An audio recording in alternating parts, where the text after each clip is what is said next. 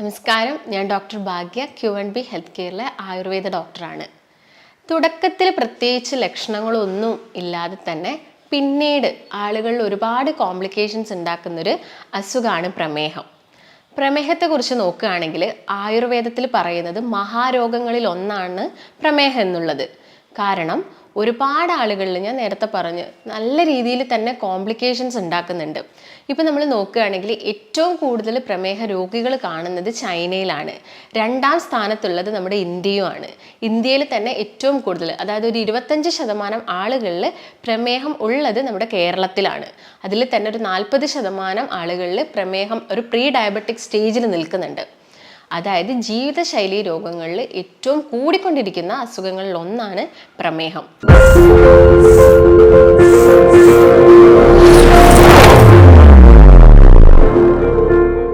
ഇപ്പോൾ പ്രമേഹത്തെക്കുറിച്ച് നോക്കുന്ന സമയത്ത് ഒട്ടുമിക്ക ആളുകൾക്കും അറിയാം എങ്ങനെയാണ് പ്രമേഹം നമ്മൾ കൺട്രോളിൽ വരുത്തേണ്ടതെന്ന്. അതായത് ഒരുപാട് ആളുകൾ ഇതിന് വേണ്ടിയിട്ട് മെഡിസിൻസ് ഒക്കെ എടുക്കുന്നുണ്ടാവും. എന്നാൽ മെഡിസിൻസ് എന്ന് പറയുന്നത് പ്രമേഹം കൺട്രോൾ ചെയ്യേണ്ട 3 ഒരു മെത്തേഡിൽ ഒന്നാണ്. മറ്റേ രണ്ടെന്ന് പറയുന്നത് ഒന്ന് നമ്മുടെ ഡയറ്റിൽ വരുത്തേണ്ട മാറ്റങ്ങളാണ്, മറ്റൊന്ന് എക്സസൈസും കാര്യങ്ങളുമാണ്. അപ്പോൾ ഇന്ന് ഞാൻ നിങ്ങളുമായിട്ട് ഡിസ്കസ് ചെയ്യാൻ വന്നിരിക്കുന്നത് എങ്ങനെയാണ് നമുക്ക് പ്രമേഹം മരുന്നില്ലാതെ, അതായത് ഒരു ഇനീഷ്യൽ സ്റ്റേജ് ആണെങ്കിൽ നമുക്കത് മെഡിസിൻസ് ഒന്നും ഇല്ലാതെ തന്നെ നമുക്കത് എങ്ങനെ കൺട്രോൾ ചെയ്യാമെന്നതിനെ കുറിച്ചിട്ടാണ്. അപ്പോൾ എന്താണ് ഡയബറ്റീസ്?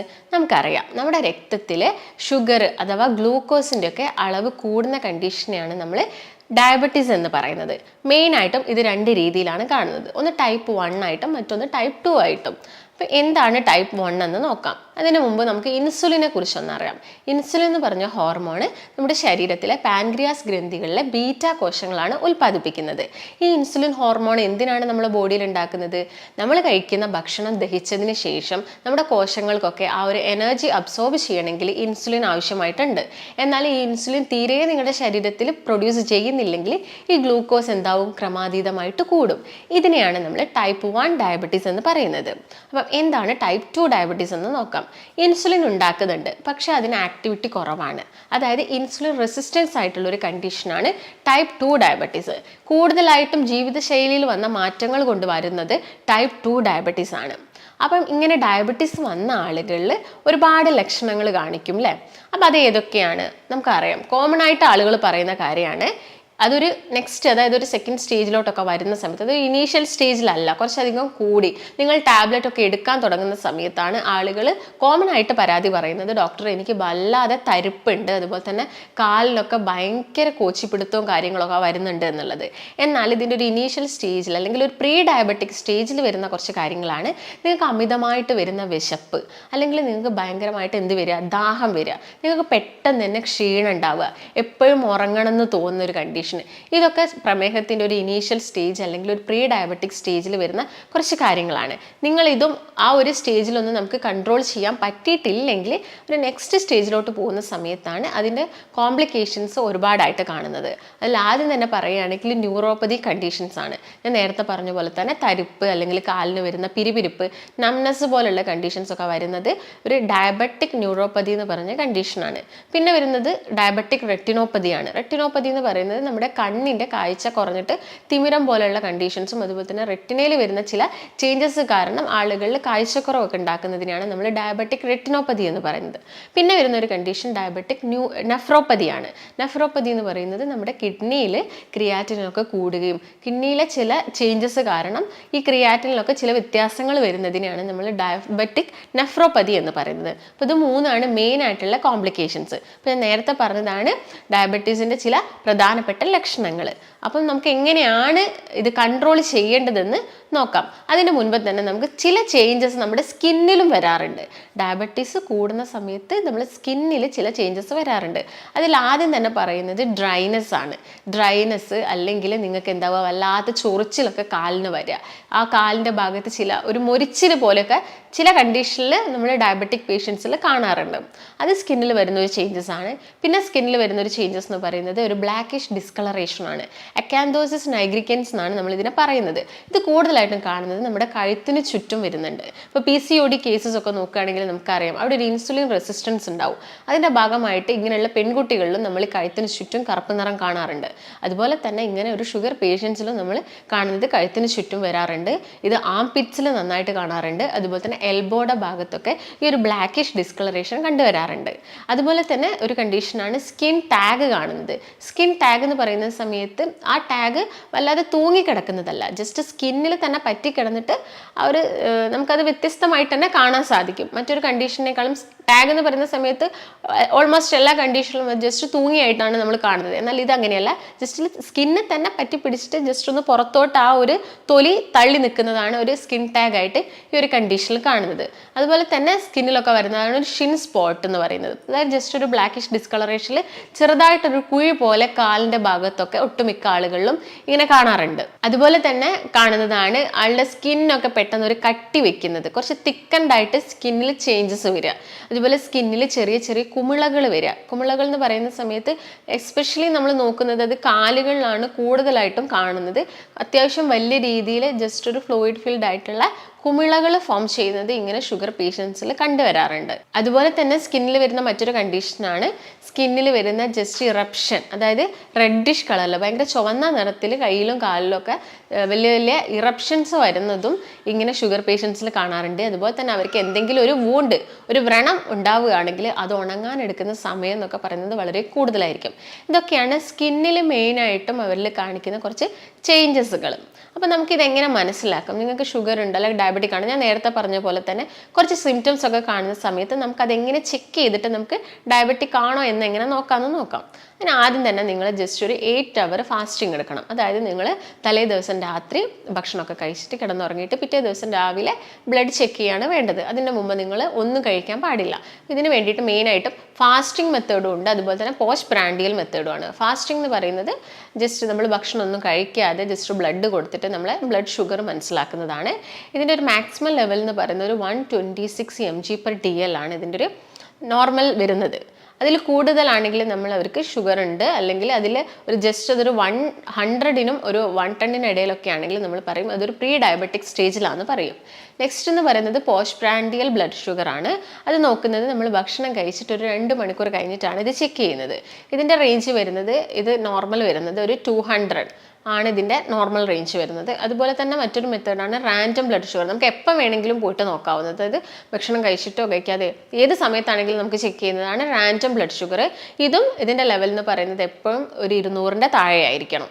പിന്നുള്ളതാണ് HbA1c. HbA1c എന്ന് പറയുന്നത് നമ്മുടെ ഒരു 3 മാസത്തെ ആവറേജ് ഷുഗറിൻ്റെ ആവറേജ് എത്രത്തോളം ഹീമോഗ്ലോബിൻ നമ്മുടെ ഗ്ലൂക്കോസുമായിട്ട് ചേർന്നിരിക്കുന്നു എന്ന് മനസ്സിലാക്കുന്നതാണ് HbA1c ടെസ്റ്റ്. അപ്പോൾ നിങ്ങൾ ഒരു ദിവസം ഫാസ്റ്റിംഗ് നോക്കിയിട്ട് നിങ്ങൾ ബ്ലഡ് ഷുഗറൊക്കെ കൂടുതലാണ്, അപ്പോൾ നെക്സ്റ്റ് ഡേ നമ്മൾ ഫാസ്റ്റിംഗ് നോക്കുന്നതിന് പകരം നിങ്ങളൊരു 3 മാസത്തെ ആവറേജ് എടുക്കുന്നതായിരിക്കും കുറച്ചും കൂടി ബെറ്റർ. ഒരു ദിവസത്തെ ഫാസ്റ്റിംഗ് നോക്കിയിട്ട് നമുക്ക് അവർക്ക് ഷുഗർ ഉണ്ടെന്ന് പറയാൻ പറ്റില്ല. അതിനാണ് നമ്മൾ HbA1c ചെയ്യാൻ പറയുന്നത്. ഇതിൻ്റെ റേഞ്ച് എന്ന് പറയുന്നത് 6.4 വരെയാണ് ഇതിൻ്റെ പെർസെൻറ്റേജ് ആയിരിക്കണം ഇതിൻ്റെ നോർമൽ റേഞ്ച് ഉണ്ടാവേണ്ടത്. പിന്നെയുള്ള ഒരു ടെസ്റ്റ് GTT ആണ്. GTT എന്ന് പറയുന്നത് ഗ്ലൂക്കോസ് ടോളറൻസ് ടെസ്റ്റ് ആണ്. ഇത് കൂടുതലും നമ്മൾ ചെയ്യുന്നത് പ്രഗ്നൻ്റ് ആയിരിക്കുന്ന സമയത്താണ്. ഒരു 5th മന്തിലൊക്കെ നമ്മളിത് ചെയ്യാറുണ്ട്.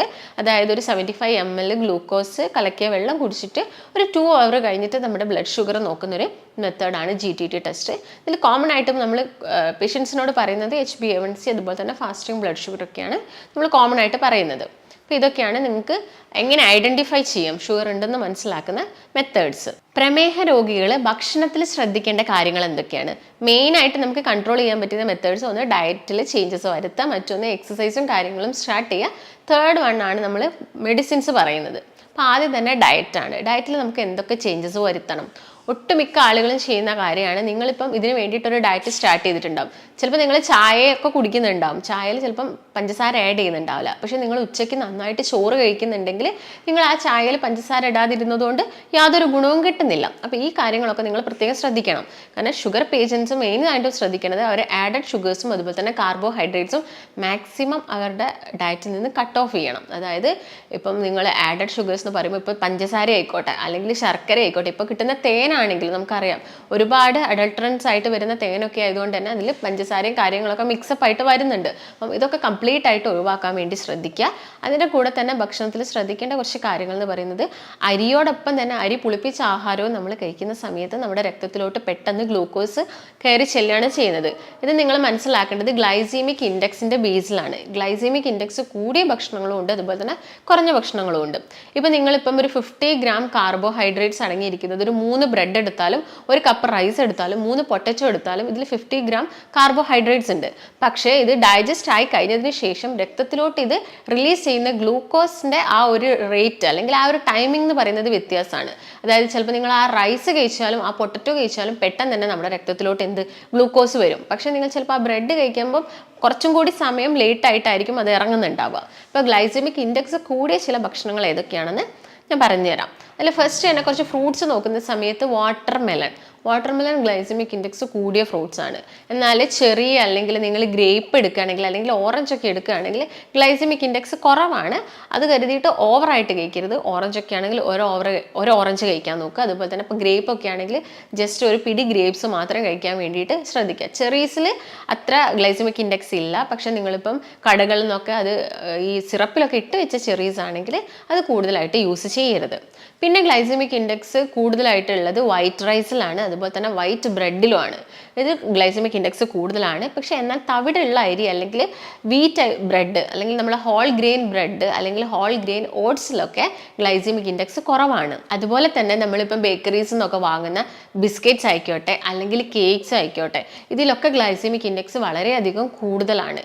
ഇപ്പം ഞാൻ നേരത്തെ പറഞ്ഞ പോലെ തന്നെ പൊട്ടാറ്റോയിൽ കൂടുതലാണ്, അതുപോലെ തന്നെ ഡേറ്റ്സിൽ ഒരുപാട് കൂടുതലാണ്, ഐസ്ക്രീം ഇതിലൊക്കെ ഗ്ലൈസമിക് ഇൻഡെക്സ് ഒരുപാട് കൂടുതലാണ്. പിന്നെ കുറവ് എന്ന് പറയുന്നത് നമ്മുടെ വെജിറ്റബിൾസിലും ലെൻറ്റിൽസ് ഇങ്ങനെ അല്ലെങ്കിൽ മില്ലറ്റ്സ് ഇതിലൊക്കെയാണ് ശരിക്കും ഗ്ലൈസമിക് ഇൻഡെക്സ് കുറവായിട്ടുള്ളത്. അതുപോലെ തന്നെ ഇപ്പം നിങ്ങൾക്ക് തൈരാണെങ്കിൽ നിങ്ങൾ വീക്ക്ലി 1 or 2 ടൈംസ് നിങ്ങൾക്ക് തൈര് എടുക്കാം.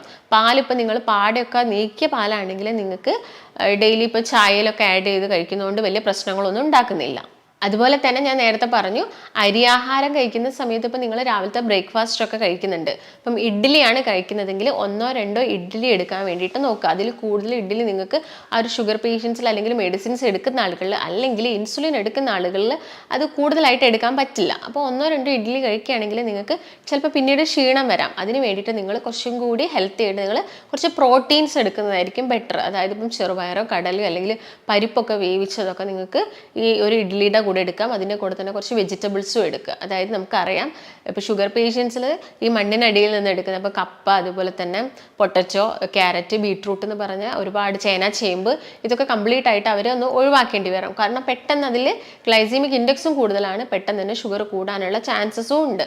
അപ്പം ഇതിൽ തന്നെ കുറച്ചും കൂടി ബെറ്റർ സ്വീറ്റ് പൊട്ടറ്റോയിൽ ഗ്ലൈസമിക് ഇൻഡെക്സ് കുറവാണ്. പൊട്ടറ്റോ വെച്ച് നോക്കുന്ന സമയത്ത് മധുരക്കിഴങ്ങിനാണ് ഗ്ലൈസമിക് ഇൻഡെക്സ് കുറവുള്ളത്. അപ്പം അത് ശ്രദ്ധിക്കുക നിങ്ങൾ. അതിൻ്റെ കൂടെ തന്നെ ഞാൻ നേരത്തെ പറഞ്ഞ പോലെ അരി പുളിപ്പിച്ച ആഹാരം കഴിക്കുന്നത് കുറച്ചുകൊണ്ട് വരിക, ആഡഡ് ഷുഗേഴ്സ് കുറച്ചുകൊണ്ട് വരിക.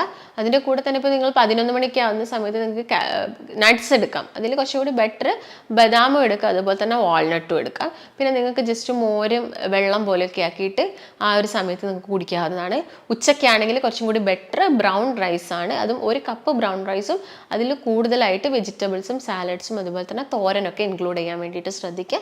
വൈകുന്നേര സമയത്താണെങ്കിൽ നിങ്ങൾ ചായ കഴിക്കുന്നുണ്ടെങ്കിൽ മധുരം കംപ്ലീറ്റ് ആയിട്ട് ഒഴിവാക്കാൻ വേണ്ടി ശ്രദ്ധിക്കുക. അതുപോലെ തന്നെ എണ്ണക്കടികളൊക്കെ കുറച്ചുകൊണ്ട് വരിക. അരി കൊണ്ടുണ്ടാക്കുന്ന കടികളൊക്കെ കുറച്ചുകൊണ്ട് വരാൻ വേണ്ടിയിട്ട്, അതുപോലെ തന്നെ ചിപ്സ് ഇങ്ങനെയുള്ളതൊക്കെ മാക്സിമം ഒഴിവാക്കാൻ വേണ്ടി ശ്രദ്ധിക്കുക. ഇപ്പം നൈറ്റ് ടൈം ഒക്കെ ആണെങ്കിൽ നിങ്ങൾക്ക് ചപ്പാത്തി എടുക്കാം. ചപ്പാത്തി എന്ന് പറയുന്ന സമയത്ത് ഏറ്റവും ബെറ്റർ നമ്മൾ വീട്ടിൽ തന്നെ പൊടിപ്പിച്ചിട്ടുള്ള ഗോതമ്പ് കൊണ്ടുള്ള ചപ്പാത്തി ആണെങ്കിൽ കുറച്ചും കൂടി നല്ലതായിരിക്കും. അങ്ങനെയാണെങ്കിൽ നിങ്ങൾക്ക് 1 or 2 ചപ്പാത്തി പ്ലസ് വെജിറ്റബിൾസ് തന്നെയാണ് പറയുന്നത്. ഫ്രൂട്ട്സ് എന്ന് പറയുന്ന സമയത്ത് ഓവർ മധുരമുള്ള ഫ്രൂട്ട്സ് മാക്സിമം എടുക്കാതിരിക്കാൻ വേണ്ടി ശ്രദ്ധിക്കുക. മധുരം കുറച്ചിട്ടുള്ള ഫ്രൂട്ട്സ് ഒക്കെ എടുക്കുക. അതുപോലെ തന്നെ ഇലക്കറികളൊക്കെ നിങ്ങൾക്ക് നന്നായിട്ട് കഴിക്കാം. മുരിങ്ങേൻ്റെ ഇല, ചീരേൻ്റെ ഇലയൊക്കെ നിങ്ങൾ മാക്സിമം കഴിക്കാൻ വേണ്ടി തന്നെ ശ്രദ്ധിക്കുക.